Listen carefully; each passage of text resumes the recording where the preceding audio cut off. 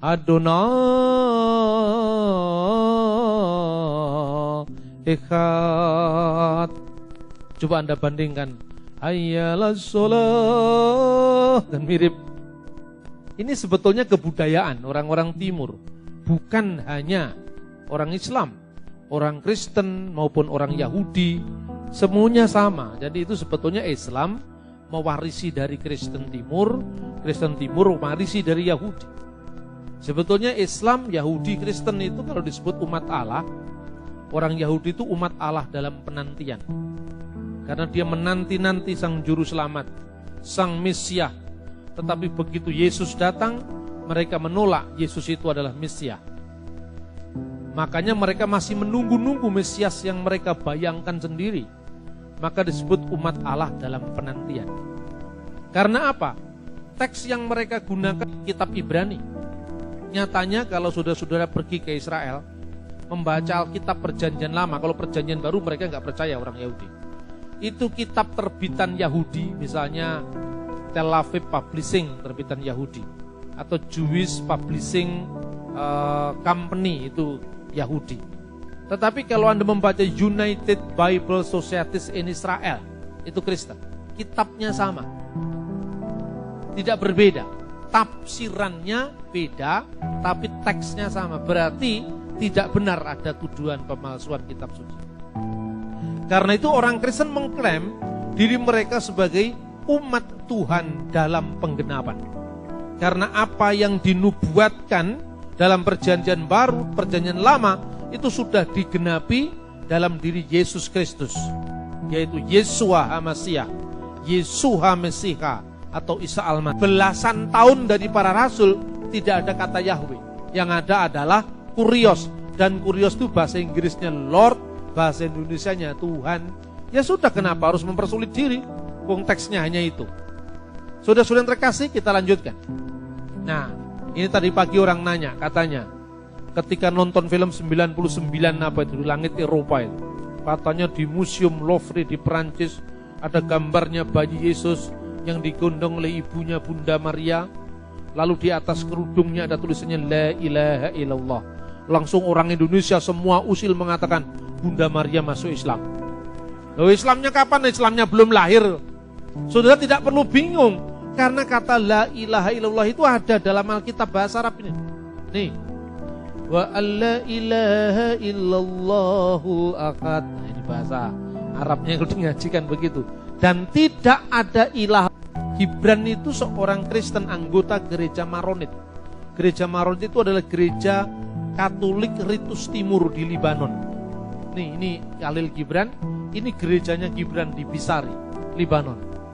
Kata-kata yang dia ucapkan, Qul la ilaha illallah wasai'in illallah wa kun masikiyan.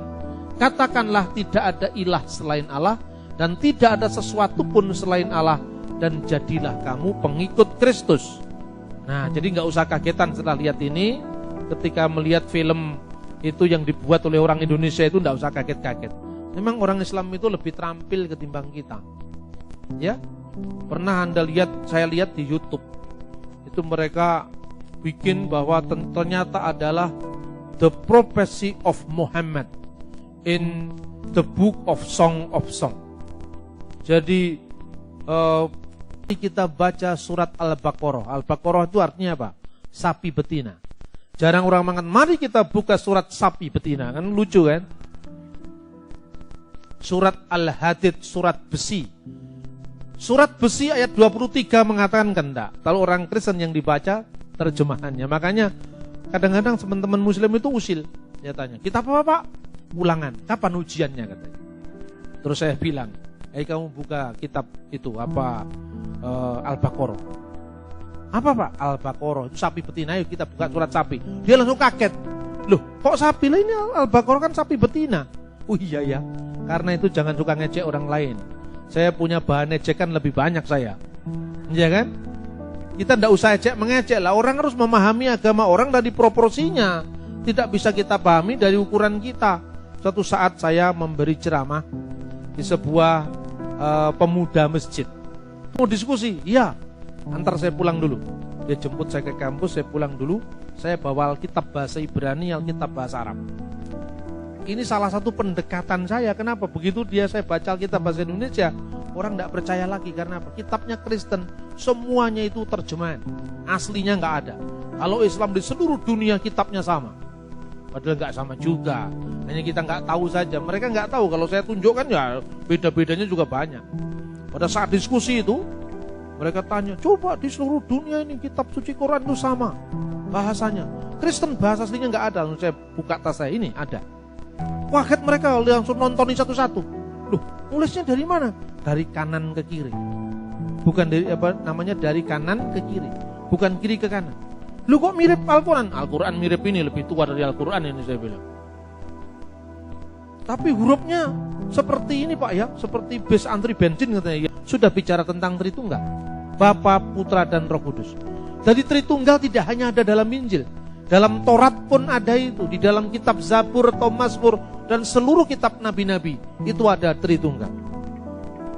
Kalau nggak percaya dengan kitab yang namanya huruf modern ini kitab Kejadian di dalam huruf Hasmonaim.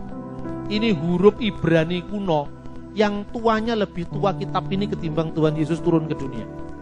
Ini asalnya dari tahun 100 sebelum Masehi. Inilah yang disebut salah satu naskah yang disebut The Dead Sea Scroll, naskah gulungan laut mati. Ini disimpan di Museum Israel. Coba kita memiliki naskah kitab suci yang usianya 2000 tahun lebih. Bahkan kita bisa merekonstruksi huruf-huruf zaman dahulu. Karena huruf zaman sekarang kan beda. Loh, ini huruf zaman sekarang kan?